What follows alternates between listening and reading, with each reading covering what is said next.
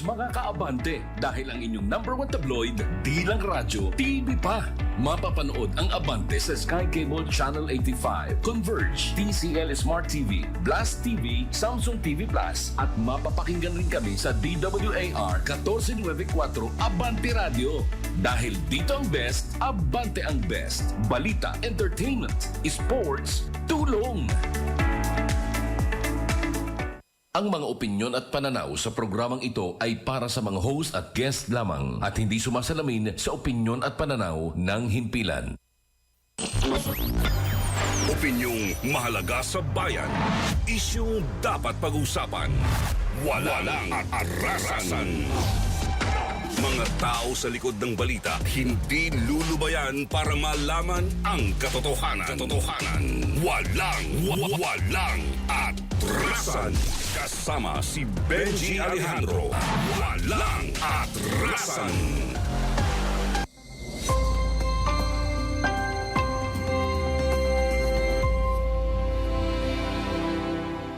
Good morning! Doon sa larawang nagsisirculate patungkol po kay Harry Roque at kay Ambassador Luli Arroyo Bernas. Naalarma rin po ako, personal na naalarma ako. Pero nung nakita ko po yung larawan, mukhang hindi naman po siya yung kasalukuyang Harry Roque na magre-reflect doon sa picture. Doon po ay medyo malusog pa po siya at maayos pa po ang kanyang hairdo. So, nung tinanong po natin, lumalabas na to yung 2023. At tinanong po mismo natin si Secretary Tess Lazaro kung anong katotohanan dito dahil nga mukhang nababahiran ng pagbibintang kay Ambassador Luli Arroyo Bernas na dapat ay hindi kung wala naman talaga nagaganap. Ayon po mismo kay Secretary Tess Lazaro ay hairdo. Pati ba naman ang buhok mga kaabante. Good morning. Kumusta ba buhok natin? Walang atrasan. Araw ho tayo ng Martes, ika-13 na ho po tayo. Di ba? Ano ba? Tama, 13 January 13, araw po ng Martes, ay may pag-rollback po naman sa produktong petrolyo, mga kaabante. Kumusta ho kayo? Sana po naman ayos ho ang ating gising ngayong umaga. Una ho sa lahat, ipagpasalamat po natin kahit paano ay binigyan na naman tayo ng poon na tayo po naman ay merong panibagong episode sa atin po namang buhay ngayong pong araw na ito. Baka pag-alis ninyo doon sa mga nasa tahanan pa, yung pang papaalis pa lamang, nakatutok na ho kagad sa Abante. Sa atin po namang live stream, saan man pong napalo po kayo nandaigdig naroon mga kaabante. Good morning. Pakihalik nyo kami. Halikan nyo yung inyong mga mahal sa buhay bago po kayo umalis. Sabihin natin I love you. Good morning. 37 minutes after 5 in the morning. Narito po ang ating mga headlines. Walang atrasan.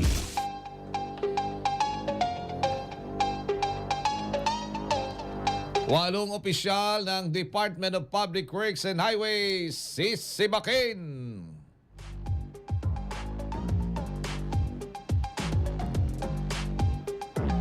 Kampo naman ni Duterte naghahinun ng medical report sa ICC, humiling naman ng interim release. Kamara aprobado na ang 12 LEDAC priority bill sa unang 22 session days. DOH ilulunsad naman ang Ligtas Tigdas campaign sa Mindanao simula sa January 19. Manila Police District nagpasalamat sa PNP at iba pang ahensya sa maayos na banal na translasyon. Samantala sa atin po namang ulat panahon. Weather report. Nasa linya po natin si Ma'am Lori de la Cruz ng Pag-asa. Ma'am Lori, good morning.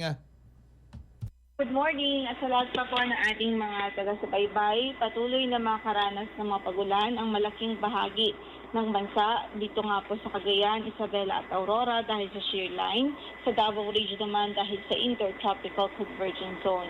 Samantala, yung titirang bahagi pa ng Cagayan Valley Region, maging doon sa Cordillera Administrative Region, asahan natin ang maulap na papaurin ng may mahinang mga pagbuhos ng ulan dahil sa epekto ng amihan. Then the rest of the country, generally fair weather naman, including po dito sa Metro Manila. Kumbaga bahagi maulap hanggang sa maulap ang papawirin kung may mga pag-ulan man ay dahil po sa mga localized thunderstorms o mga isolated na mga mahihinang pag-ulan dahil sa ano. Wala po tayong bagyo na monitor ngayon sa loob ng ating area of responsibility. Wala rin day warning na nakataas ng bahagi ng ating mga baybaying dagat. Yan ang latest po lang sa pag-asa. Ito po si Lori de la Cruz. Thank you, Ma'am Lori. At nagatido sa ating oras yan, sakto 40 minutes after 5 in the morning. Weather report. Tuloy-tuloy na ho tayo sa ating paglilingkod pagkatapos ni Yayamanin, Ronnie Ramos. Ito po naman ang programang walang atrasan dito po sa Abante. At salamat po sa patuloy ho ninyo, pagsubaybay, pagtutok, pag-share at ganoon na rin sa pag-subscribe sa Abante at sa lahat po naman ng digital platform ng Abante at ganoon na rin po sa pagtutok nyo sa DWAR Abante Radio. 12 na tayo, na tayo kagad, 13 days after 2026. Dami na po nangyayari. Ang presidente pala nasa United Arab Emirates. Kaya ho ngayon ay nasa caretaker ho. Ang nangangasiwa ho ng ating bayan ay si ES, yung little president, si Executive Secretary Ralph Recto at lagi ho yung Agrarian Reform Secretary natin. Laging kasama ho dyan sa tinatawag ho na namamahala ho ng gobyerno, namamahala ho sa operasyon ho ng ating gobyerno kapag ala at wala ho ang presidente. Walang atrasan. Ayun, kaya naman trabaho lang, trabaho lang at tuloy-tuloy din ho naman ang atin po namang pagtutok pa rin sa mga balita. Sibaka naman ngayon, may sibaka naman. Sisibakin daw ho sa pwesto ang 8 opisyal ng Department of Public Works and Highways dahil ho naman sa issue ng anomalya o katiwalian. Wake up! Yan.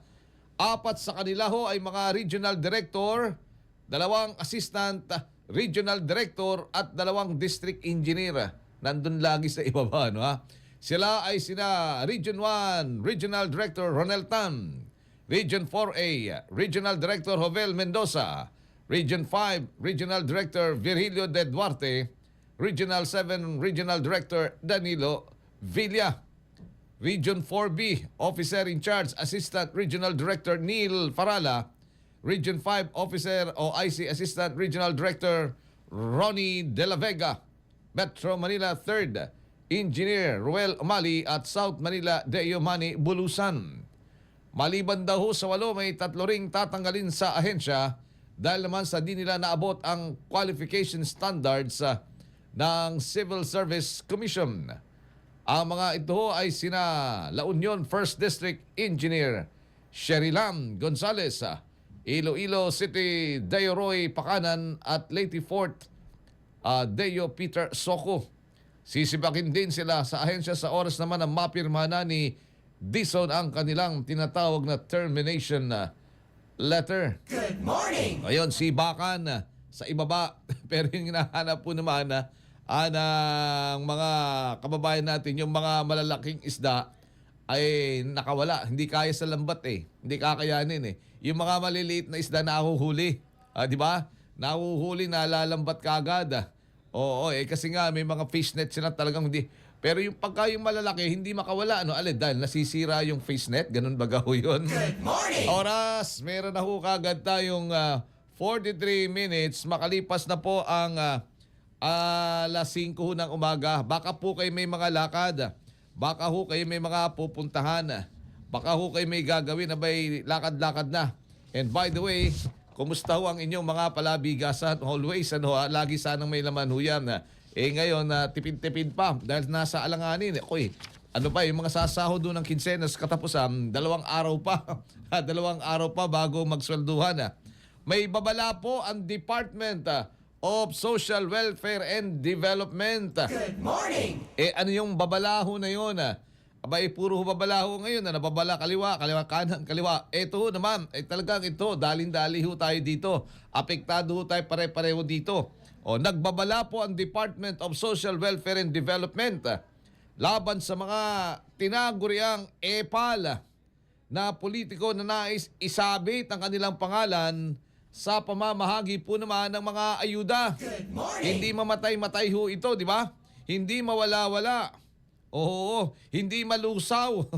Ayon sa DSWD, tiyak naman daw makararating ang tulong sa mga mamayan ng direkta kahit walang presensya ang mga lokal na opisyal. Iginito ng ehensya na ang ayuda ay karapatan ng tao at hindi gawing personal na kredito ng sinumang politiko. Dagdag pa ng DSWD, patuloy nilang paiigtingin ang maayos at mabilis na distribusyon ng mga tinatawag na relief goods at financial assistance upang matiyak na walang maaantala sa pagtanggap ng tulong. Ang pahayag ay nagsisilbing paalala na ang serbisyo publiko ay dapat gamitin hindi para sa pansariling interes. Good morning! Alam na pala ho ng DSWD ho ito, alam naman ho nila. No? Hanggang ngayon, sa dinami-dami ho ng kanilang pondo, syempre may pang ano rin naman yan. May pondo rin naman silang ilalaan para sa maayos, smooth transition sa panahon ho ng kasaysayan ho ng pagbibigay ng tulong ho ng DSWD. Sana meron na ho silang ano, no? O meron na ho, sa bawat barangay may mga social, maglagay na lang ho kayo, magtalaga na ho kayo ng social welfare officer ho ninyo na hindi ho talaga sasagot doon ho sa barangay captain. Di ba? Oo. Total, pondohan nyo na hindi nasasayang kasi kung nga doon ho sa mga financial assistance na nakakatkong na ng mga politiko, ng mga may epal, ipansweldo nyo na. Naglagay na kayo ng mga social welfare officer na tao nyo ho. Di ba? Tao ninyo na hindi po pwedeng pakialaman ng mga politiko na sila ang nakakaalam mo nung tinatawag ho naman listahan. Kunin niyo na ho yung kunin niyo na yung listahan ho ng Commission on Election. May listahan ho ang Commission on Election ng mga tinatawag kong listing ho ng mga botante at talagang taga doon ho yun. Malalaman ang kanila rin po namang ang kanila rin pong katatayuan. May mga address ho yan sa mga bawat barangay, di ba? Nang hindi na sa gayon, wala na ho talaga yung politiko. Kung talagang gugustuhin, O kaya lang, syempre, pandagdag soundbites din ho to. Pang-akit soundbites din ho naman ito, mga kaabante.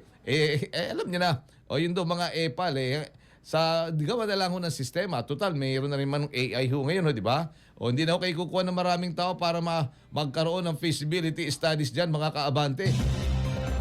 Ay, teka muna, labas muna po tayo ng himpilan. Isa daw hong magsasakategi dyan sa pananambang sa Maguindanao. Ay, bakit naman tinambangan sa Maguindanao del Sur ho ito? Umaabante po sa balita, Abante reporter June Mendoza.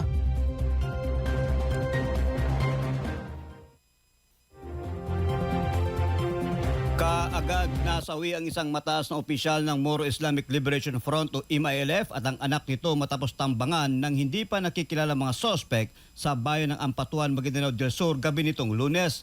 Kinilala ang biktima na si Commander Dato Hamza Sangki Kindo ng 1st Brigade ng 118th Base Command ng Bangsamoro Islamic Armed Forces ng MILF. Nasawi rin sa insidente ang 5 taong gulang na anak ni Sangki at ang kanyang driver. Lumalabas sa inisyal na investigasyon na pauwi na ang mga biktima ng paulanan ng bala ng mga sospek ang kanilang sasakyan sa bahagi ng barangay Kapimpilan. Nagdulot naman ng matinding takot sa mga residente ang biglang pag-alingaw-ngaw ng mga putok mula sa hindi pa tukoy na kalibre ng armas na ginamit sa naturang insidente. Kaagad namang nag-deploy ng mga tauhan ng 601st Brigade ng Philippine Army para sa seguridad ng mga sibilyan. Sa ngayon ay patuloy pang ginagawang investigasyon ng mga otoridad upang matukoy ang pagkakilanlan ng mga salarin at ang motibo sa likod ng pananambang. Ito si June Mendoza, Abante. Abante Radio Live Report. Thank you, June Mendoza. Nagatido sa ating oras yan. Meron ako kagad tayong 48 minutes after 5 in the morning. Balita pa rin ho sa lalawigan. Siyam daw ho ang patay. Ayan, nakakaano rin ho ito. Ito yung nangyari nung sa kasagsagan po ng translasyon dito sa Maynila. Diyan sa lungsod ng Maynila. Maabot na ho sa siyamang nasawi sa pagguho ng bundok ng basura diyan ho naman sa Binali Landfill sa Cebu City. Matapos yung ma-recover ang 2 bangkay sa nagpapatuloy na search and rescue operations. Patuloy pa ang hinagpaghahanap po sa iba pang mga nawawala sa tulong-tulong ho naman na pagkilos ho ng Philippine Army, yung 525th Engineering Battalion at ng CBRN. Ano ba ho yung CBRN troops? Ayon ho kay Councilor Dave Tumulak, nahadlangan ng mga structural beam ang operasyon ho, kaya't gumagamit na ng mga espesyal na kagamitan ang mga rescuer. Nilinaw ho ng mga opisyal na nananatiling search and rescue mission ang operasyon at hindi pa recovery. So naniniwala baka meron pang meron pang maaaring mabuhay. Samantala, iginito naman ni Mayor Nestor Archibald Sr. na dapat managot ang DNR sa mga paglabag sa regulasyon at binigyan din na ang ahensya ang may responsibilidad sa pag-iimbestiga sa operasyon ng landfill na pinatatakbo naman ng Prime Integrated Waste Solutions Incorporated na gumuho noong Enero 8. Noong Enero 8 pala ho ito gumuho. Ayan, bundok na basura po yan gabundok ko na basura. At meron opisina ho doon. Yung mga biktima, yung mga mga empleyado, mga staff ng naturang ng Prime Integrated Waste Solution.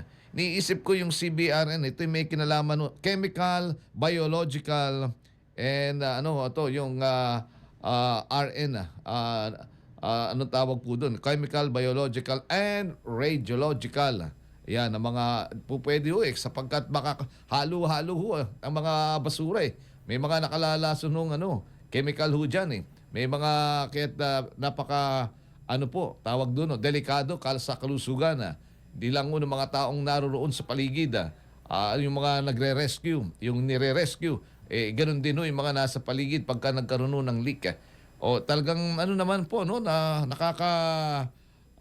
lungkot naman na malaman itong Cebu na isa po sa mga tourist destination ngayon pupuntahan na rin it's na rin po yan na marami po mga international media diyan. At makatapos po nitong linggo rito sa Maynila doon naman sa Cebu isa pong tinatawag na selebrasyong pangrelihiyon di ba?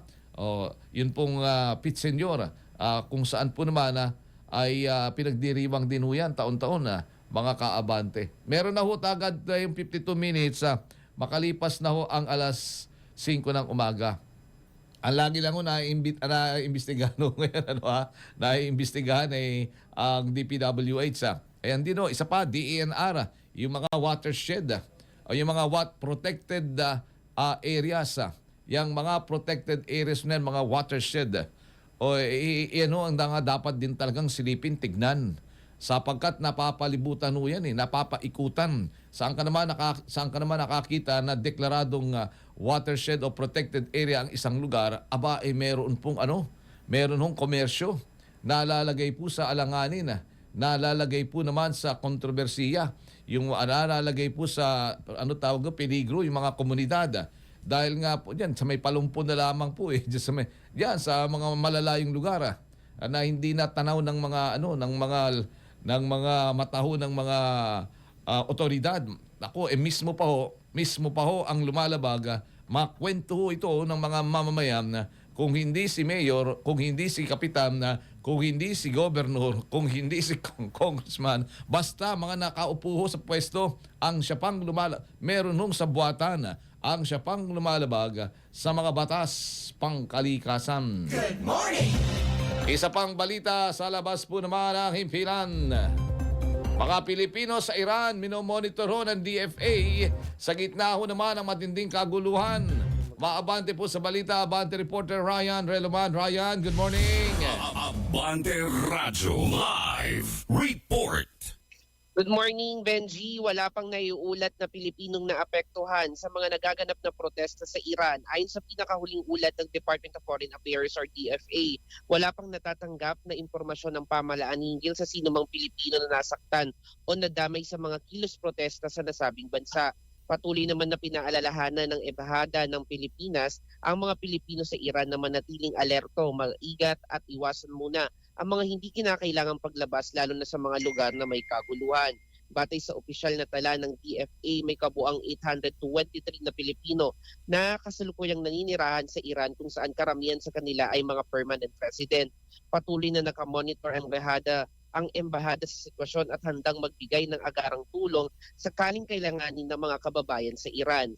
Magtatatlong linggo na ang mga tumitinding karahasan sa gitna ng kabi-kabilang protesta sa Iran, sa gitna ng mga bumabagsak na ekonomiya at tumitinding tensyon laban sa Amerika.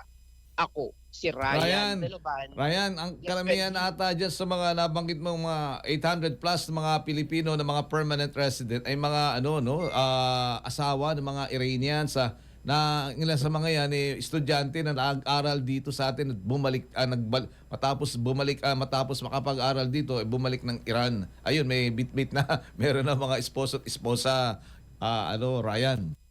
Tama ka nga, Benji. Karamihan doon sa mahigit 800 na mga Pilipino sa Iran ay yung mga asawa talaga na permanent resident na talagang naninirahan na talaga doon sa nasabing bansa. Benji. Oo, ayun. So ngayon tinututukan din ng ating DFA maliban mukhang mahirap ang komunikasyon doon dahil pinuto lang access sa internet, Ryan. Tama ka nga, Benji, pero patuloy pa rin yung ginagawa ng DFA o ng pamahalaan para makipag-ugnayan sa embahada doon sa nasabing bansa para patuloy na minomonitor yung mga Pilipino, yung mga kababayan natin. Nabatay din sa datos, mahigit 500 na din yung nasawi na individual doon sa nagpapatuloy na kaguluhan sa Iran. So karamihan siguro diyan mga advisory, wag nang lumabas ng lumabas ng mga lugar, lalo na lumayo doon sa mga lugar na merong mga kaguluhan o kaya naman demonstrasyon, Ryan. Tama ka nga, yun din yung payo ng DFA dahil nga syempre mas inuuna din yung kaligtasan ng mga Pilipino. Kaya ang payo nila ay huwag na lang munang lumabas, lalo na dun sa mga lugar na nagsasagawa ng kilos protesta para hindi madamay dun sa nagpapatuloy na kaguluhan. Thank you, Ryan. Ingat. Yan muna ang update. Ako si Ryan Veloban. Abante. Abante Radyo Live Report. 57 minutes after 5 in the morning, ang sabi po ng Iran yun po mga kaguluhan ho doon ay funded o ng outside forces. At din sa mga impormasyon na yung dati pong anak ko yung anak po ng dating siya ng Iran ay si Pahlavi Reza Pahlavi ay nagpahayag na matagal ito sa exile nasa Estados Unidos at sinasabi niya na I will be coming home soon, parang ganoon I will be with you very soon. At sinasabi nga po doon, yung mga kaguluhan daw doon sa loob ng Iran ay foreign-inspired. Kaya binabantayan din po ito. Hindi pa natatapos ang ikalawang linggo ng Enero. Mula naman doon sa Venezuela, ito naman ang Iran, ito naman ang iba pang mga lugar. Kaya dapat din pagkabantayan.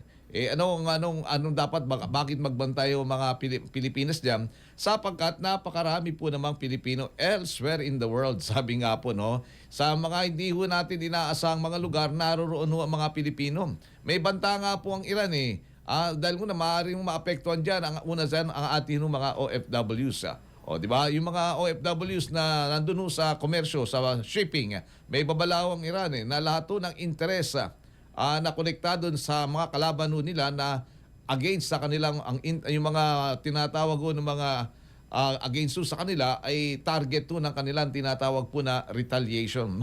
Mga ganyan mga kabante, mga naririnig natin mga balita sa pagkatutukan nyo din po. At hirap din doon sa mga independent sources of information, sinasabi na talagang hirap po ang komunikasyon at pag minsan man, kung meron man, kinakailangan pang i-verify. Alam niyo naman, mahirap na yung tinatawag kong fake news. Kaliwat kanan ang fake news. Baka mabiktima ho kayo ng fake news. Di ba? Mahirap na. Kaya yung iba ngayon, pinag-uusapan na lamang mga buhok. Buhok na lang, buhok na lang mga kaabante. Babalik ko kami, saglit na saglit po lamang, 59 minutes na ho kagad, makalipas na ang alas 5 naman ng umaga. Walang atrasan.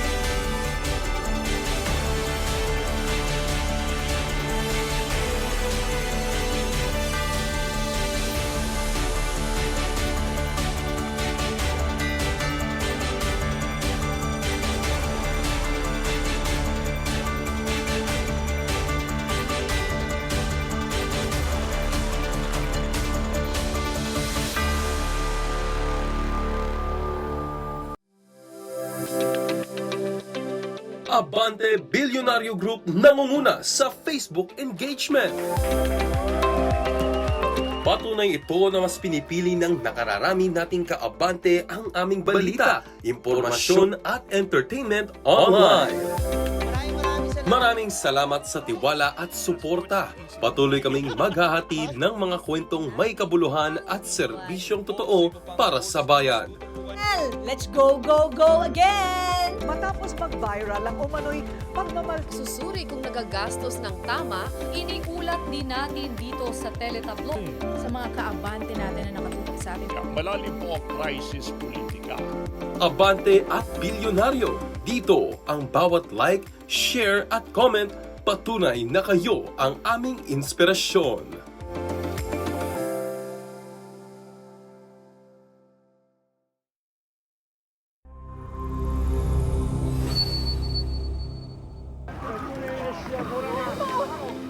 Daang-daang swimmer ang lumaho sa Alfred Nicodem Memorial Winter Swim sa lungsod ng Prague na kabisera ng Czech Republic. Ang tradisyon na sinimulan mahigit 7 dekada nang nakalipas ay dinarayo ng maraming turista at swimmer mula sa iba't ibang panig ng daigdig. Ang paglangoy sa nagyayelong ilog ay may 3 kategorya na 100, 300 at 750 meters ang distansya. Ang mga manlalangoy ay hindi lamang nanggagaling sa iba't ibang panig ng Czech Republic, kundi mula rin sa Australia, Belgium, Spain, Poland, Germany, Russia, USA, England at Slovakia. Ang paggunita kay Alfred Nicodem ay isang mahalagang kaganapan kung saan ang mga manlalangoy mula sa iba't ibang club, henerasyon at antas ng karanasan ay nagkakaisa.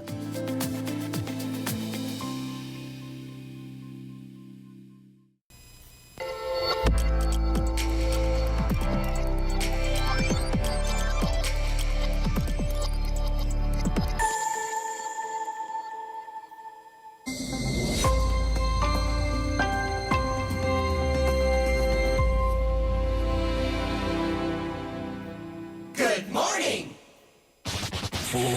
Flash report.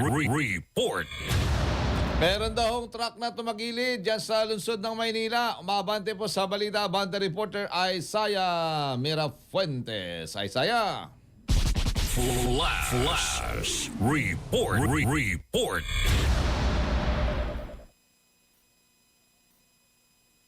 Isaiah. Sa Santa Mesa. Go ahead. Benji, tumagilid nga ang isang tanker truck sa kahabaan ng Ramon Magsaysay Boulevard dito sa may Santa Mesa, Maynila. Ang tanker ay naglalaman ng tone-toneladang kemikal na ginagamit sa paggawa ng candy. Naglawa rito sa kalsada ang mga kemikal na naging dahilan kaya may ilang mga motorista ang nadulas. Ayon sa mga saksi, mabilis ang takbo ng truck nang umexit ito mula sa NLEX connector. Dahil sa pababaang kalsada at pakanan ng mga sasakyan, agad na tumagilid ang truck. Ayon sa mga otoridad, agad tumakas ang driver nitong tanker truck at inaasahang anumang oras ngayong umaga ay iaangat ng truck para may alis na sa kalsada. Isaiah, kumusta ang traffic? Nako, Benji, napakatindi ng traffic dito. Yung mga umi-exit sa may Ramon Magsaysay exit sa NLEX connector, pati yung mga dumadaan sa kahabaan nitong Ramon Magsaysay Boulevard. Abiso natin sa mga motorista, no, konting pasensya dahil mahaba-haba na yung bigat ng daloy ng trapiko dito ngayon. Anong tawag niyan? Anong direksyon niyan yung naapektuhan itong aksidente na ito, Isaiah? Ito yung mga papuntang sa may bandang Rojas Boulevard, yung mga Ramon Magsaysay patungong Rojas Boulevard. Doon tumagilid yung tanker truck. Ayon nga sa mga nakausap kong otoridad, yung mga tauhan mula sa MMDA, patungo daw ito sa may Rojas Boulevard para mag-deliver nga nitong mga dala niyang kemikal. Pero dito pa lang ay tumagilid na. So ayan, galing yan ng galing yan ng norte, papunta. Ayan ako na may nagpupulas, talagang may mga tumagilid. Ngayon, hindi naman nakakaano daw yan sa kalusugan ng mga kababayan natin. Ano ba ang ang amoy, masangsang ba kung paano? Wala siyang amoy, Benji, pero sobrang lagkit nung parang chemical. Anong tawag doon? Yung ng pagkain ng kabayo, yung tawag doon na parang molasses, ganyan. Oo, parang ganun. Ang sabi ng mga nakausap kong otoridad dito, ito daw yung ginagawang candy, malagkit, yung parang asukal kung na mula sa tubo na ito na ipoproseso sana sa pabrika. Yang Magsaysay Boulevard na yan, mayroong galing, yung anong napektado sa Magsaysay Boulevard? Yung patungo ba ng Malacanang, patungo na Nagtahan, at saka yung mga galing na Nagtahan, patungo naman ng Santa Mesa, kumusta naman ang daloy ng trapiko dyan? Ang apektado dito yung mga Benji, yung mga papuntang Maynila. Yung, masikip ha? Lalo rush hour pa, malapit ang rush hour, inaasahan na mas bibigat pa yung daloy ng trapiko. Doon mismo, Benji, nangyari ito sa mismong exit. Kanto. Yan, Kanto mismo ng Ramon Magsaysay NLEX mula sa NLEX Connector. Marami nagtatago dyan ng mga enforcer. Oo. Makahuli, no? Pero yan, madaling araw nangyari yan, ano? Taob na taob talaga, no, ha? Mabilis siguro. Siyempre, pag-approach ka na ng exit, o kaya naman, pag mag-entrada ka pa sa mga expressway, dapat nagme-minor. Pero yan, mabigat yan, mahirap kontrolin ng may mga hila-hila, mga trainer truck Aysaya. Totoo yan, Benji. Alas 3:30 nang mangyari itong aksidenteng ito, pero hanggang sa ngayon nga hindi pa rin dumarating yung mga tauhan mula sa MMDA na sila sanang magtuto o mag-aangat nitong truck. Mahihirapan din, Benji, at inaasahan din natin na darating ang mga tauhan mula sa Bureau of Fire Protection para sila namang maglinis nitong mga kemikal na nagkalat sa kalsada. Dahil hanggang sa ngayon nga, dahil mukhang nabasag yung tanker, tuloy-tuloy pa rin yung pag-agos nitong kemikal. Ayun na nga itatanong ko kasi ilang 40 foot, ilang wheeler yan, ang dami, no? Hila-hila niya, ilang gulong ba yung truck na yan na nakatagilid, tagilid yan, no? Talagang hindi maigagalaw yan ng basta-basta kung hindi ka hihila ng mga special na equipment dyan na gamit para maitayo yung truck na yan na Aysaya. Totoo yan, Benji, at yung laman pa nito, 36 dikit-dikit tons. talaga yung gulong. 36 tons na kemikal. So kapag to kumalat lahat, pwedeng masakop yung buong kahabaan nitong kalsada at mas lalong mahirap ng madaanan. Hanggang ngayon wala pa mga taga-MMDA, gano'n? Wala pa yung kanilang quick response kung meron. Oo, halos magta-3 oras na, Benji. 3 oras wala pa tayo nakikita. Hamon yan kay General Torre. GM, good morning. Nandiyan na ba yung mga bata mo? Good morning. So paano yan? Kasi kailangan yan na may nakita ko parang may nagsaboy na ng buhangin, mga gano'n. Sino yung mga parang yan, buhangin ba yan? Bato o graba? Ano yan, Benji? Actually, wala pang, ang tao pa lang dito ngayon, yung mga tauhan mula sa, yung mga nakabantay na traffic enforcer. FPTB. Sila pa lang yung mga nandito ngayon. Itong puti na nasa video na nakikita mo, yan yung parang scratch na ginawa nung sasakyan, parang na marka nung pagkatagilid niya, pero wala pa talagang solusyong ginagawa dito ngayon para mahinto itong patuloy na pag-agos nga ng kemikal mula sa truck. 3 hours na simula nung mangyari aksidente, wala pa. Alam ko, bawat district yan. Halimbawa, dito sa may Quezon City, dito sa may kanto ng EDSA at saka ng East Avenue, dyan sa may Timog, meron dyan sa ilalim, maraming mga MMDA dyan. Kumbaga sa nakaposisyon sila sa anumang mga kaganapan ni Dagling tutugon. Diyan kaya sa Manila area, sa may lugar na yan, kaya pinakamalapit na MMDA diyan, parang mga yung hub nila yun para madali sila makatugon. Oo nga, Benji, sana pakiusap natin sa kanila na agad ng respondehan itong nangyaring aksidente dahil actually rush hour na alas 6 na. Talaga, nasa rush hour na yan. Magdadagsaan na yung ating mga kababayan. Hanggang ngayon, ilang lane ang apektado pala, by the way? Dito, Benji, yung itong kahabaan ng Ramon Magsaysay, yung papuntang Maynila, isang linya na lang yung nagagamit dito. Naku po. Di ba parang 4 na lane yan dahil inirehabilitate yan Bawat, kung hindi 3 o 4 na lane yan, bawat direksyon. Nire-recommenda nga rin natin sa mga tauhan ng MTPB dito na maglagay na muna sila ng harang Kasi yung mga nakamotor, Benji, hindi nila namamalaya na chemical na pala yung Oo. umaagos. Kaya naaktuhan natin kanina mismo na merong sumemplang din. Sumemplang, Sa pang kasi, motor na nadamay. alam mo naman mga motor riders natin yan, well, palibasa, magaling silang magmotor, ano? Pakiwang-gewang yan. Pagdating sa dulo, hindi nila alam. Ayun na pala, semplang na lang. Totoo ito, nakita natin kanina nga, mag-asawa na may kasamang bata. Siguro Kawawa papasok to ng naman. eskwela.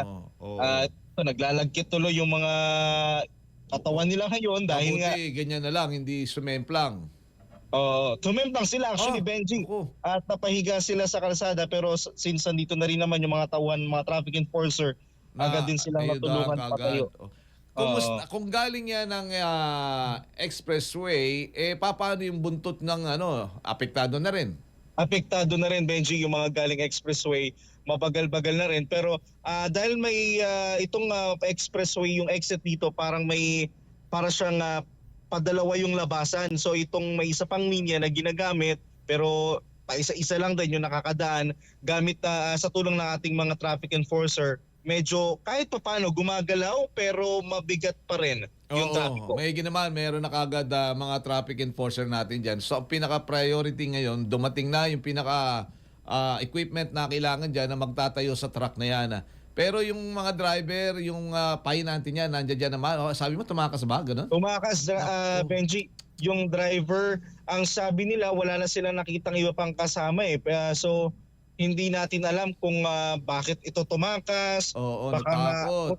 Posibleng nakatulog din itong driver. At mabuti na lang, walang nadamay na ibang sasakyan at wala siya nabangga. Oo, ganyan. Anong tawag dyan mahaba, kung ano yan talagang kailangan talaga ng hindi pwedeng maano yan, matatagalan at matatagalan dyan. For the meantime, yung tumatagas na chemical na yan, ang kinakailangang maagapan, Isaiah. Tama, sana dumating na yung mga tauhan din mula sa... Ito, may dumarating na, Benji, na mga ambulansya pa lang. Una ang ambulansya. Pero other than that, wala pang ibang dumarating dito sa hanggang sa mga oras na ito. Sana naman ang tawag diyan maasikaso kagad. Ingat, Isaiah. At update mo kami kung ano mga kaganapan diyan. Sigurado marami ng mata-traffic at ingat sa road rage. Talagang ganyan na, asahan niyo na kapag ma-traffic talagang marami diyan ang mainit ang ulo. Ako, si Isaiah Mirafuentes. Abante. Abante Radyo Live Report. Flash Report.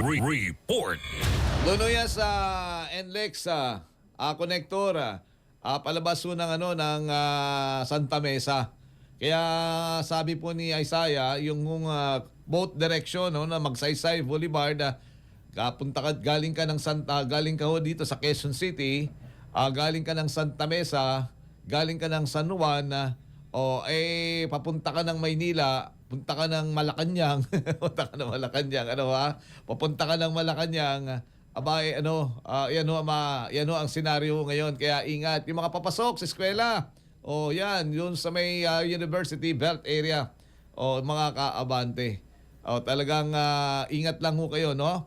Meron na po tayong 14 minutes, makalipas na ho ang alas 6 po ng umaga. Good morning! Nasa linya po natin si Dr. Chester Cabalsa, isa pong security analyst.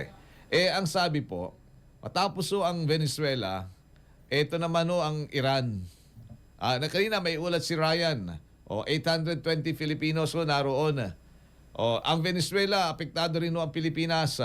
Iran naman ngayon. May susunod ba? Nababanggit yung Greenland. Yung Greenland, sako po ng Denmark ho yun. Marami din Pilipino sa Europa din ho yun. Nasa linya po natin si Dr. Chester Cabalsa para ho naman tayo makahingiling ng gabay. Ano ba ang mga nakikita niya? Ano ba ang mga senaryong pinakikita ho nito? Talaga bang iba na, nagbabago po ang sitwasyon at ano para ito sa Pilipinas? Good morning, Dr. Chester Cabalsa. Ako po si Benji Alejandro dito sa Abante Radio, programang Walang Atrasan. Salamat po sa pagtanggap sa tawag, sir. Good morning. Yes, sir. Good morning, Sir Benji. Maraming salamat sa pag-imbita sa akin. Magandang umaga sa lahat ng tagapakinig po ninyo. Ay, ito po, ang pinakahuli ay ang Iran after po ng Venezuela. Ano ho ba ang mga mensahe po nito, Dr. Chester? Alam niyo po, itong Iran, matagal na rin na pinoproblema ng US ito, no? Unang-una dahil din kakampi ng US yung Israel, no? Matatandaan natin na yung Israel at Iran ay nagkabigmaan din ng mga nakaraang taon, banta ng seguridad.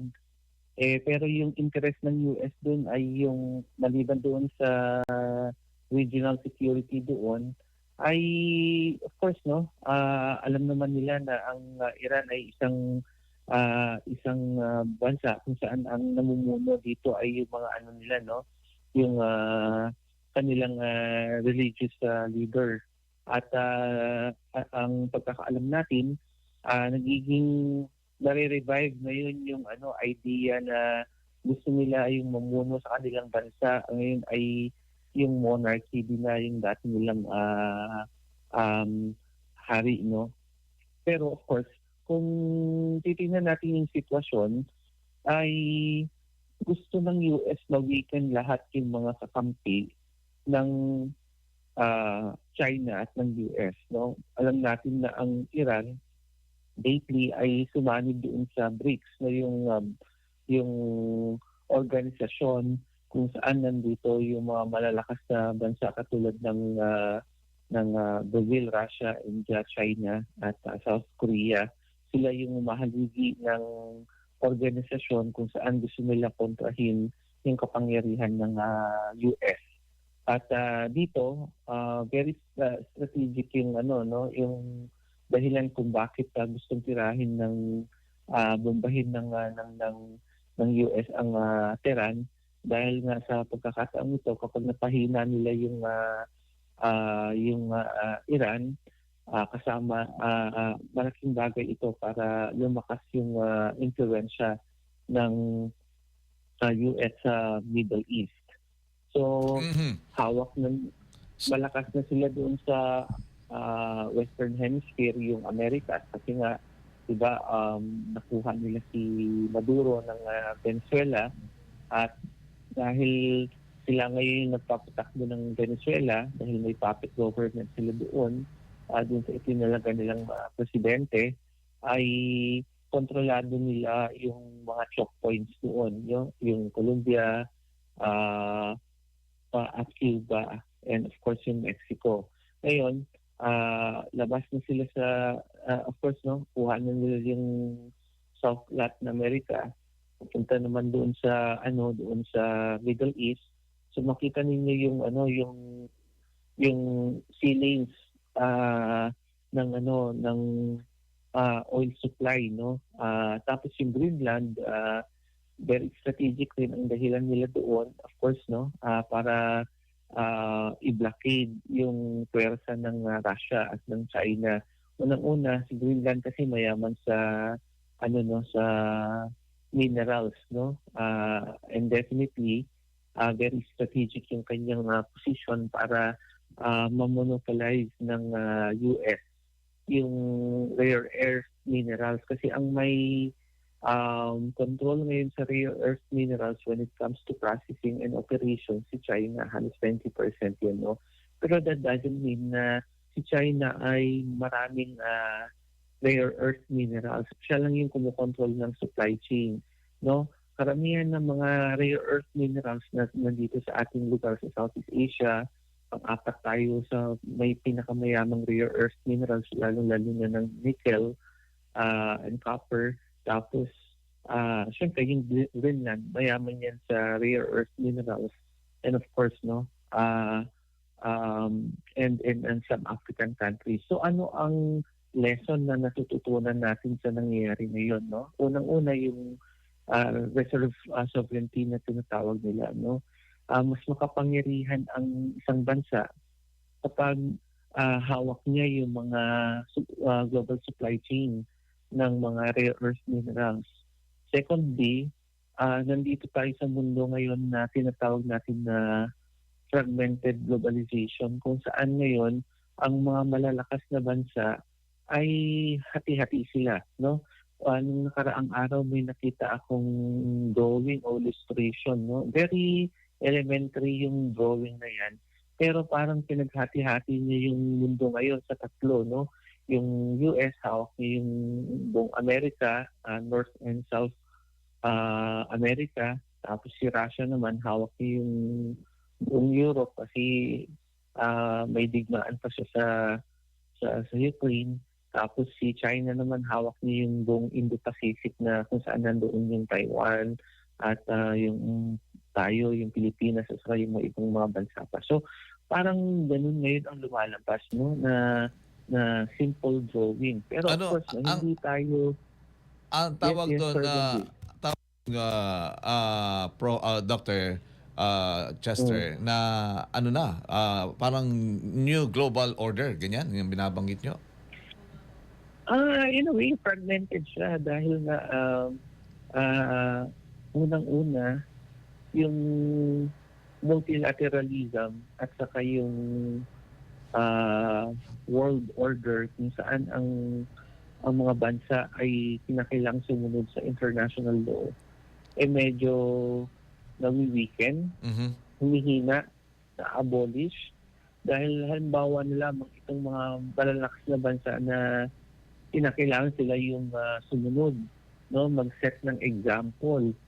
Sila yung lumalabag ngayon sa mga norms na tinatawag natin. Halimbawa na lamang, si Russia,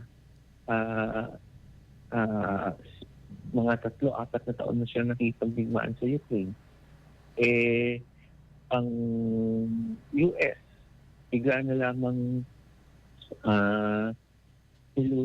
dinukot yung presidente ng Venezuela at kumbaga party ito ng imperialism nila, no? Tapos si China gustong kunin yung Taiwan at saka hindi nila sinusunod yung international law at yung arbitration award na naipanalo ng Pilipinas sa West Philippine Sea. So nakita ninyo, merong they are setting a new rules. They are setting new rules, and of course, no, kumbaga, they are trying to restructure the world order, no? Hindi na katulad noon na pag ganyan, magpapaalam sila sa UN, ganyan Sa dapat. UN. Kaya nga po, kaya doon sa tinatawag po na fragmented globalization, dyan ho nahahamon ho ngayon, o yung matatanong, yung importansya ng world body. Kung That's the point, kakayanin no? pa po. Oo. And that's the reason why itong institutions are being challenged right now. No? Nasa mundo tayo ng transition ngayon. Nangangahulugan na medyo madilim itong nakikita nating transition dahil habang nagta-transition ang mundo, magkakaroon talaga ng maraming digmaan, na weaponize yung trade war, tapos yung tech sovereignty dahil technology ngayon yung pinakamalakas, naglalabanan sila. No? So, ibig sabihin, marami pa tayong makikitang hindi pagkakaintindihan na mahantog sa mga digmaan at magkakagulo ang mga bansa dahil nga nasa punto tayo ngayon ng restructure, no? Namimili ang mundo ngayon kung sino ang magiging leader ng buong mundo, no? Kung si US pa rin ba ay siya pa rin ba magpapatakbo sa buong mundo o may mga bago ng leader na susunod na mahirap kasi na mas sa tingin ko magulo ang mundo kapag marami ang nagpapatakbo dito. Papatakbo. Okay. Doctor, ang matanong ko lang, kasi doon sa binabanggit mo kanina, yung pong tawag ko doon na fragmented globalization na parang nahati po, no, sa itong lugar mo, itong akin, ito sa kanya, no, tatlo na parang ganun po, no, yan, mga parang bumabalik po doon sa unang panahon ho pa rin na na hinati ho ang mundo sa Western Hemisphere, eto ka. Yung habang habang pong tawag ko doon habang dinidiscover ang mundo, pero sa ngalan nun ng colonization. Ang una noon, spices, di ba ba? Spices ngayon naman, rare earth. Basic pa rin po, ano ho, ha? resources pa rin po. Definitely, resources lahat po, no? Kaya ang mga mananakop, ang lagi nilang sinasabi, para maging benevolent sila, ay economics yung ginagamit nila, no? Ganyan din yung ginawa sa atin ng mga Kastila, no? Dahil yung space trade noon, no? Tapos secondary yung mga, ano nila, yung ibang values nila, like yung religion, of course, yung democracy and so on, no? But definitely, nagiging economics yung bottom line dito, business-like, definitely, because at the end of the day, ang consideration mo kasi kapag superpower ka, at tatlo kasi yan yung economic power mo, military force mo, and at the same time, yung vibrancy ng population and ng territory mo dapat malakas, no? Malaki at malakas. Yun. So, ganun yung ginagawa ngayon ng itong malalaking bansa, lalong-lalo na itong US, Russia at China. Si India pa nga, medyo nagmumulti-alignment pa siya. No? So, ano pa yung mga lesson na natututunan natin dito sa kaguluhan ngayon? No? Na, of course, no, dun sa fragmented globalization na yan, ay gusto nilang hati-hatiin, depende sa interest nila. No? Ayun, But definitely, may punto naman sa kasaysayan ng mundo na kung saan dati-dati meron yung 17th century, meron yung Consorts of Europe, no? Kung saan marami ring apat yung namumunong bansa. No? Nandyan si Britain, France, Russia, saka yung si, wala pong Germany noong time yan yung may isa pa, no? So, ganyan din ang nangyayari. Naglalaban-laban sila, nag-expand sila ng teritoryo nila, nagmo-modernize sila through railways kasi nga gusto nilang mapalakas yung ekonomiya nila, and of course no, yung ma-reach yung kanilang mga teritoryo. And definitely habang nagmo-modernize sila, naglalaban-laban sila, and of course no, kumantong sa mga digmaan, World War I, World War II, ganyan, no? Sa punta ng Cold War. And definitely, isa lang yung kailangan naging leader doon, no? Nandyan yung Great Britain, so sinundan ni US. So, yung Pax Americana ngayon na tinatawag natin saan si US yung namumuno, medyo questionable, medyo sina-challenge. At hindi natin alam kung Pax Americana nito, yung pamumuno ng US ay magtuloy-tuloy o merong papalit sa kanya. Nabanggit mo yung business-like, so ang nagiging attitude, ano, dahil sa fragmented globalization, at gusto ko lang i-push yung kung tatlo lang silang malalaki, no, yung US, Russia, China, at syempre lahat kung business-like, transaction, pag negosyo nagtatransaction yan, chances are pwede silang mag-usap, teka, para hindi na lang magulo, tayo na lang, kawawa yung mga maliliit, yung mga sabi nga hindi kakayanin, hindi nila kaya pa. So yan ay posibleng mangyari, Prof. Tama po. Kasi ultimately, magiging ganyan na yung takbo in the succeeding years and decades. Sa ngayon kasi, yung ego nila, labanan pa sila niyan and definitely, yung alliances are shifting. Lalo na sa mga maliit na bansa, sa yung mga middle powers. Halimbawa na lamang dyan sa Europe, no? Dahil nga may banta si Trump na bilhin o kunin yung Greenland. Definitely, masashaken yung NATO nila. Definitely, yung makalyado ni Trump sa EU, sa European Union, baka mag-isip na, teka, bakit yung kaibigan natin kinukuha yung isang teritoryo natin. So, may tendency na pag naging pragmatic at realistic yung ibang members ng EU, ay makipag-alyado na lang tayo kay China, makipag-alyado tayo kay Russia. So, pwedeng ganun yung mangyari, no? And ultimately, para hindi mangyari yung kaguluhan ng mga tatlong hari na yan, mag-uusap-usap na lang sila. O ano natin sitwasyon. Kaya kung titignan ninyo yung approach ni President Trump, very business-like siya, no? at sinasabi niya, I love the people of Russia, I love the people of China, ganun pa rin yung sabi niya. But, this is what we want to do. Parang ganun, no? So, nandun yung respeto pa rin doon sa, sa dalawang malalaking bansa. At nakita ninyo, si President Trump gusto niya maging peacemaker, no? Dahil may ambisyon nga siya doon sa Nobel Peace Prize. Gusto niya ipakita sa mundo na malakas siya.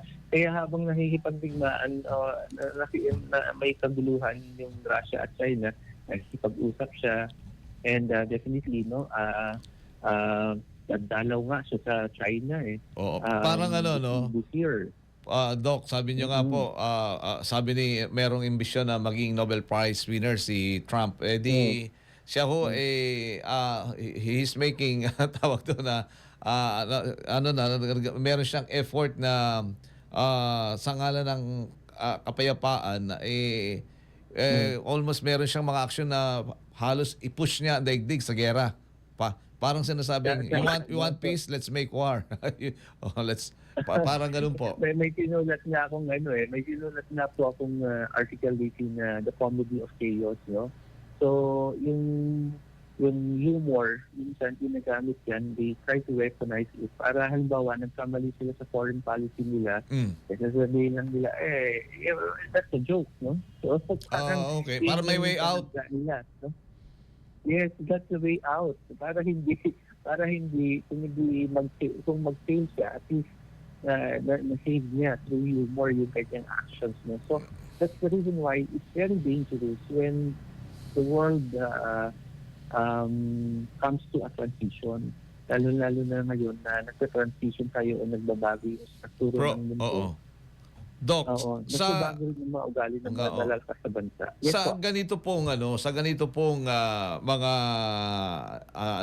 senaryo, sa ganito pong sitwasyon na nabanggit nyo, napahayag nyo po, ano ang dapat maging attitude ng ating gobyerno dito? Una, meron din tayong role sa ASEAN na magiging po tayong share, and then merong aplikasyon ang Pilipinas para maging miyembro po ng non-permanent member, makakuha ng upuan sa Security Council bilang pong non-permanent member. Ano po ang dapat na gawin o diskarte dito ng ating gobyerno?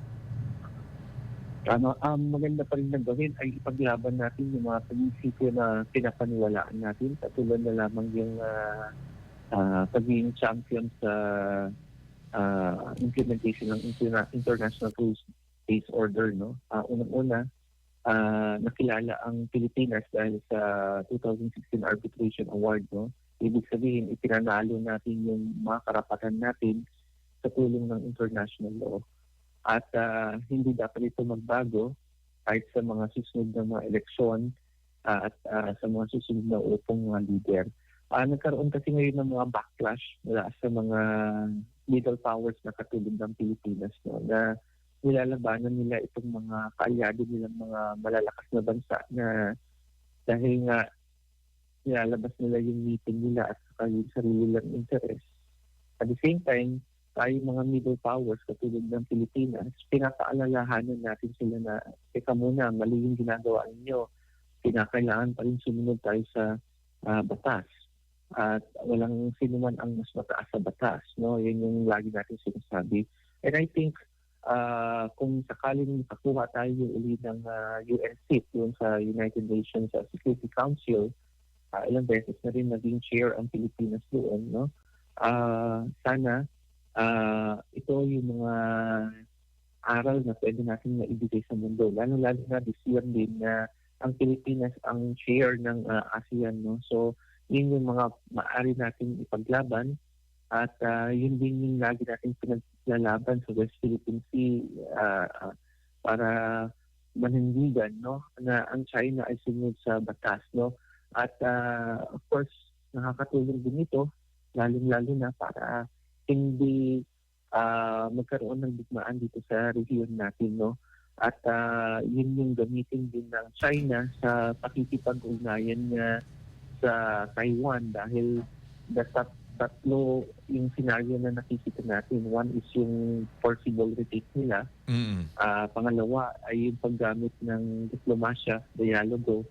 At ay yung pangatlo ay yung status quo na hayaan na lang natin si Taiwan dyan at mag-coexist tayo, no, yung one China policy nila.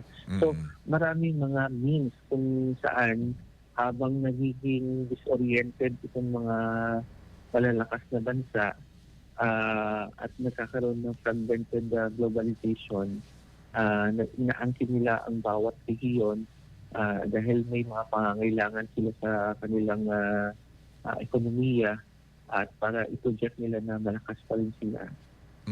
Sana itong mga middle powers na katulad ng Pilipinas ay palaging consistent. Palalahanin natin yung mga malalakas na bansa na hindi lamang sila yung sila mamuno dito sa mundo. Meron may coexistence tayo. Yun ang importante yun. Nako, Dr. Chester, ako po yung nagpapasalamat to sa oras na pinagkalubon nyo sa palatuntunan walang atrasan. At kahit ho ganito kaagad tinanggap nyo po at para kami ho ay tugunin at ipahayag nyo inyo pong dito, no, pagtingin sa mga nangyayari sa labas ho ng ating bansa. Salamat po ng marami, Dr. Cabalsa. Maraming salamat, Sir Benji. Thank you. Si Dr. Chester Cabalsa, isa po namang security analyst, nagatito sa ating oras yan, 36 minutes after 6 in the morning. At ang oras pong yan natito naman sa inyo ng PAGCOR. Good morning! Panatilihing masaya ang paglilibang. Magtakda ng oras at limitahan ang gastos sa paglalaro. Huwag magsugal kung nalulungkot. Huwag hayaang makasira ng buhay at pamilya. Para sa impormasyon ukol sa responsible gaming, bisitahin ang www.pagcor.ph. Isang mensahe mula sa PAGCOR. Gambling is for 21 years old and above only. Gambling can be addictive. Know when to stop. Upang sugpuin po lumalalang kaso ng illegal na online gaming sa bansa at protektahan ang mga malalaro laban dito, nilunsad ng Philippine Amusement and Gaming Corporation o PAGCOR ang PAGCOR Guarantee website. Maaari pong i-check ng publiko sa nasabing website kung lisensyado at lehitimo ang isang online gaming site bago maglaro o magbayad. Regular pong ina-update ang website at may direct ng link ang mga ito sa mga lisensyadong gaming platform.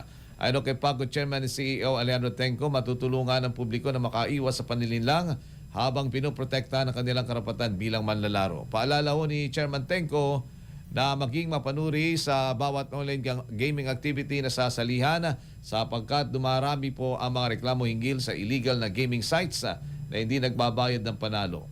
Para po sa karagdagang impormasyon, bisitahin ang www.pagcor.ph/PAGCOR Guarantee. Good morning! Meron na ho tayong 38 minutes after 6 in the morning at ang oras pong yan natido naman sa inyo ng Meralco. Walang atrasan! Babalik po kami saglit na saglit po lamang. Good morning!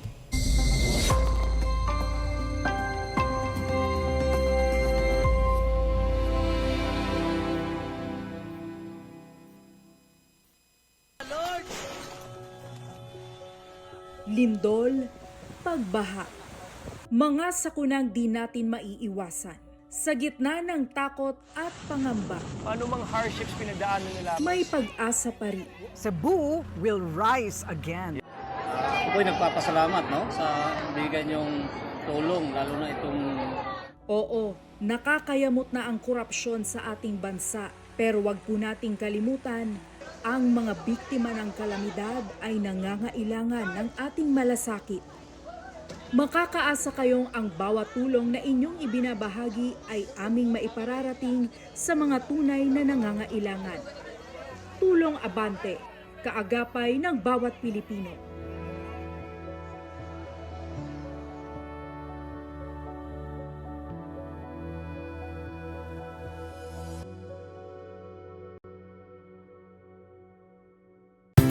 Pistang puno ng kulay, saya at tradisyong kakaiba.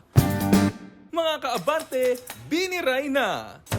Tuwing Enero, hindi lang mga tao ang may OOTD. Pati bangka nakadress up. Astig! Hindi ordinary. Tradisyong may kwento, tradisyong may puso. Viva! Viva! Viva, Señor Santo! Buhay ang kalye at ang entablado hanggang sa baybayin ng karagatan. May kantahan, may sayawan. Isang makulay na pista ng pananampalataya, pasasalamat at gabay sa bawat Romblomanon. Kaya sa saya tradisyong tunay na atin, dito sa Romblon, di ka mabibitin. Sa puso ng bayan, iisa ang sigaw ng madla. Hala sige, piniray na! Kaabante, anong gusto mo pang malaman? Tutok lang dahil sa Fiesta Files, lagi kang may bagong kaalaman.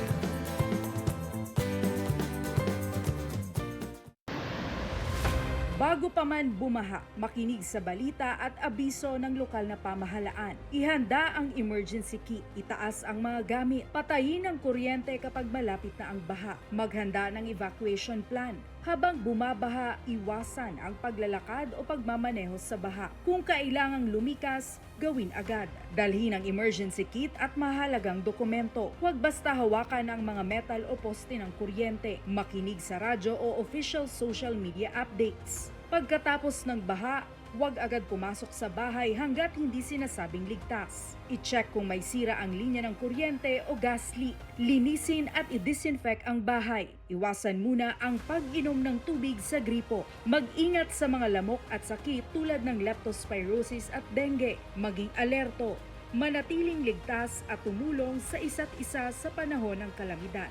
Isang paalala mula sa Abante Network.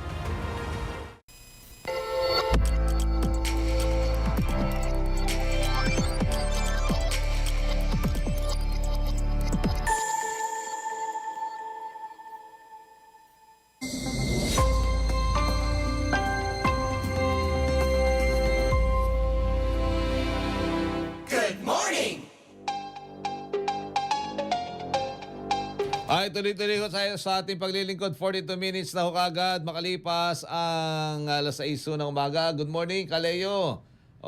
Puwa, Sigutan. Good morning, Sugitan. Good morning, Ma'am Jean. Good morning. Ganun din kay Ruby Divino. Good morning. At kay Rodrigo Rosales Cruzada. Good morning. Si Jason, meron ng sponsor. Maiton, good morning. Labas muna po tayo ng himpilan.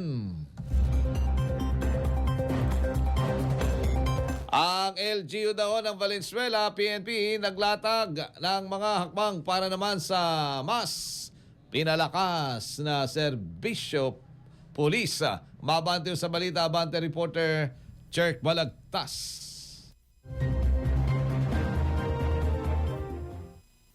Nagpulong sina Valenzuela City Mayor Wes Gatchalian at Valenzuela City Chief of Police Police Colonel Joseph G. Talento kasama ang mga substation commanders at staff officers upang talakayin ang pagpapalakas ng mga programa ng kapulisan at mga inisyatibang nakatuon sa mga epesyente at makataong serbisyo sa komunidad. Sa dialogo inilatag ng mga substation ang mga pangunahing concerns sa kanilang nasasakupan, kabilang ang mga pangangailangan ng tauhan, kagamitan at pasilidad upang mas mapabilis ang police response at mapalawak ang crime prevention efforts. Tinalakay rin ang mga plano para sa facility upgrades, capability development at iba pang operational improvements bilang bahagi ng paghahanda sa mas mataas na antas ng kahandaan sa pagpapatupad ng batas. Ayon sa mga opisyal, layunin ng pagpupulong na palakasin ang koordinasyon ng lokal na pamahalaan at Valenzuela PNP upang maging mas responsive, mas epektibo at mas community-oriented ang pagpapatupad ng mga programang pangkapayapaan at kaayusan sa lungsod. Ako si Cherk Balagtas, Abante. Abante Radyo Live. Thank you, Cherk. Meron tayong 44 minutes after 6 in the morning. Baka po kayo may lakad. Doon kanina sa ulat ni Isaiah Merafuente. Sana may nakarating ng MMDA po doon. Kagad at naitayo na po yung nabarahurang truck po doon na may karga po na na chemical na panggawa daw ng candy. Malapot may mga nadudulas na mga motorista, lalo na yung mga motor rider. Ay kanina pang nandun sa uling ulat ni Bukanan at mga bandang alas 6 po, 3 oras na. So ibig sabihin mga alas 3 ng madaling araw nangyari yung yung pong aksidente doon mismo sa approach exit ng NLEX palabas ho ng Magsaysay Boulevard. Yun pong doon yung pinaka direction po kapwa pa-Maynila, papunta ho ng Malacanang, papunta na Nagtahan, yung mga galing ho naman na Nagtahan, papunta ho ng Santa Mesa, papunta ng Quezon City, San Juan, ay one lane po ang gumagana na lamang mga kaabante. Kaya ayun, ay sigurado, daloy po ng trapiko ho doon na mabigat. Isa pang balita sa labas po naman ay pilan bebot na vendor pinagsasaksak ng kapitbahay dahil naman sa away sa lupa. Akala ko nagtawaran. Yan ho sa lungsod na Lucena. Mabante po sa balita, abante reporter Nilo Dagos. Nilo. Radyo Live Report. Isang 39 na taong gulang na babaeng tendera ng tuyo ang isinugod sa ospital matapos pagsasaksakin ng kanyang kapitbahay sa loob ng Dalahican na Peaceport Complex sa Barangay Dalahican, Lucena City. Ayon sa ulat ng Lucena City Police Station, nagtamo ang biktima ng mga tama ng saksak sa balikat, braso, lieg, muka, ulo at kanang bahagi ng tiyan. Batay sa paulang investigasyon, hinintay umano ng sospek ang biktima sa loob ng Peaceport at walang habas itong inundayan ng saksak habang nakaupo katabi ang ilang mga trabahador sa pantalan. Lumalabas din sa pagsiyasat na ang motibo o sa krimen ay alitan sa lupa na may kinalaman sa right of way sa kanilang lugar sa Purok Bangko Saidos sa Barangay Dalahican. Agad namang dinala ang biktima sa MMG Hospital kung saan ito kasalukuyang nasa stable na kondisyon at patuloy pa rin ginagamot. Patuloy naman tinutugis ng pulisya ang tumakas na sospek habang patuloy pa rin ang investigasyon sa kaso. Nilo Dagos, Abante. Abante Radyo Live Report. Nahuli, no? Kuhang-kuha ho ng video. CCTV, kitang-kita po, no? Kaya, yung pong mga ganyang, huling-huli, kita nyo naman, yung pag-unday. Hindi na tinitingnan din po, babae yung kausap. Sobrang galit, Sobrang galit naman nun, mga kaabante. Pero na tayo, 47 minutes, makalipas na ho, ang alas 6 ng umaga. Baka po kayo may mga lakad, Baka kayo may mga pupuntahan.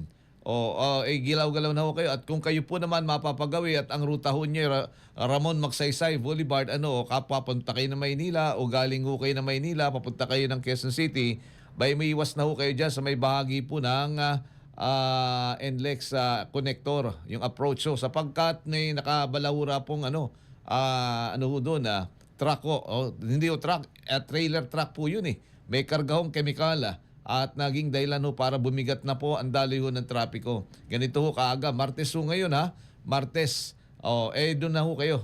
Manap na lang ho kayo na madadaanan pang iba. Na lang kayo Quezon Boulevard o mag-irod na lang ho kayo mga kaabante. Ramon Magsaysay, ingat lang muna. Iwas na lang muna mga kaabante. Good morning! 48 minutes makalipas na ang alas 6 po naman ng umaga. Isa pang balita, habol po natin mga kaabante.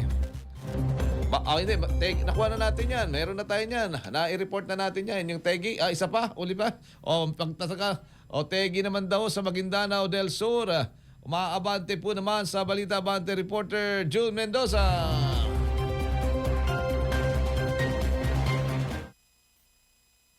Nakahandusay at wala ng buhay ng abutan ng mga otoridad ang isang magsasaka matapos tambangan sa bayan ng Dato Muntawal sa Maguindanao del Sur hapon noong Linggo.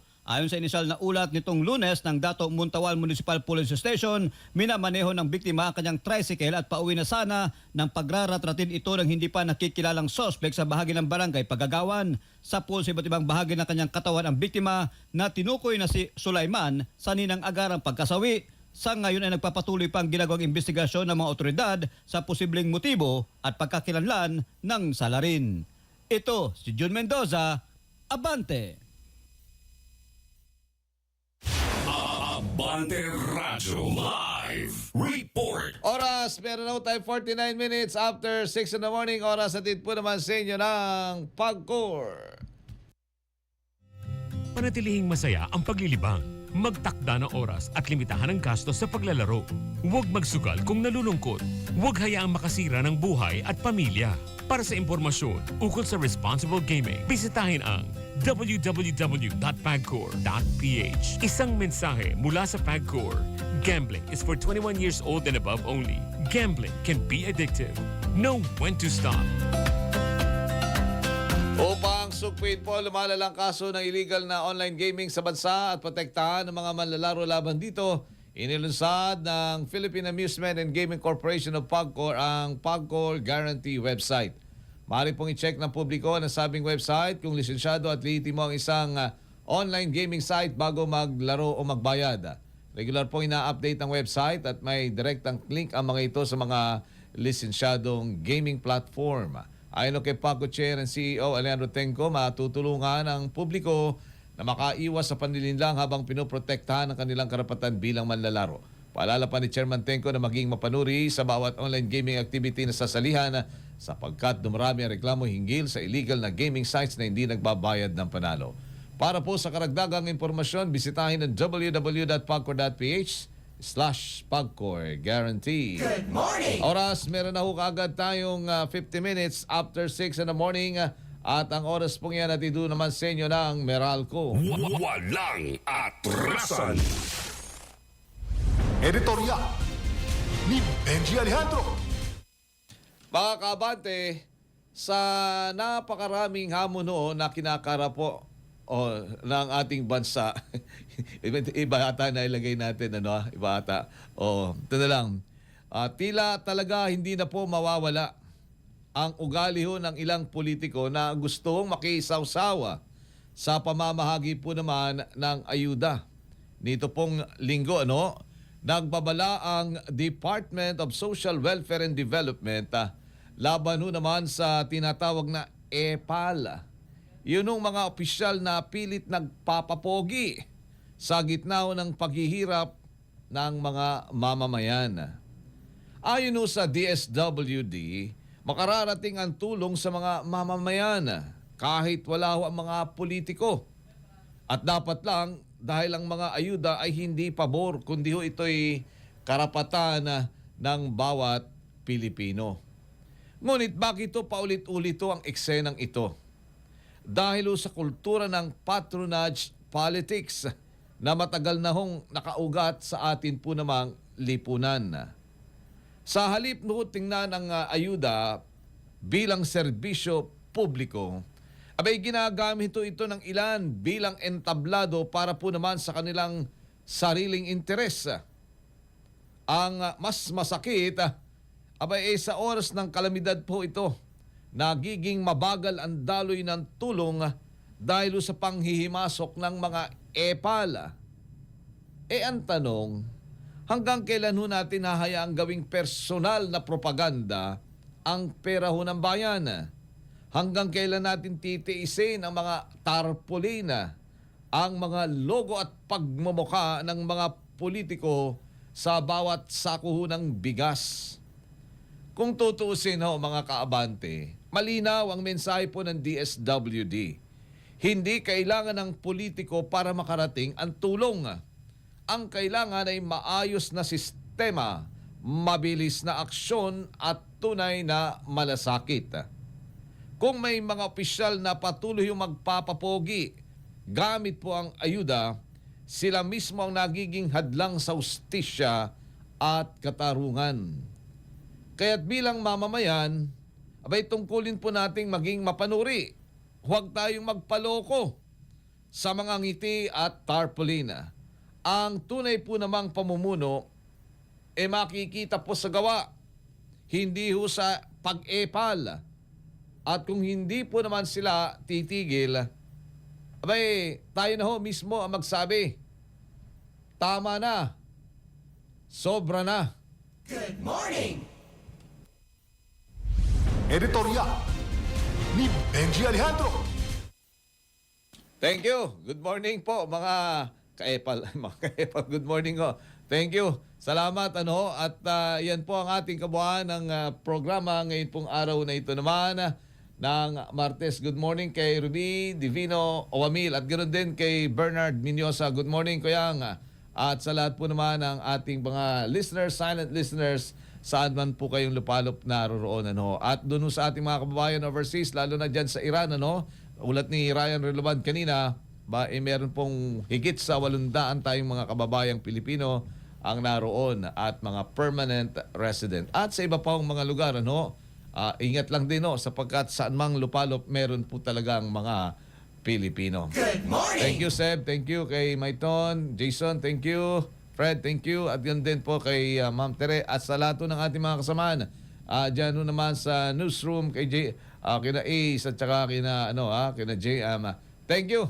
Ang tabayanan po naman ang Abante sa umaga sa pamamagitan ni na Raya Kapulong at saka ni Francis Polbe. Susunod na ang tabayanan po mga ka-Abante. For the meantime, ingat sa ating mga kababayang bumibiyahe na po. At ingat din kayo dyan habang pasensyas kung kayo po ay talagang hindi nyo maiwasang gamitin ang dumaan dyan sa Ramon Magsaysay Boulevard. Meron po dyan aksidente, isang truck ang tumagilid at napakahaba po dyan truck at may karga-karga po, may sakay ho na kemikal. Siya po naman nagdudulot ng mabigat na daloy ng trapiko. Good morning sa lahat po naman ng ating mga listener. As always, mas maigi na po ang protektado kaysa kapwa o tayo malagay sa peligro. Magandang umaga po sa ating lahat. Morning, mahal kong Elaine. I love you. Good morning!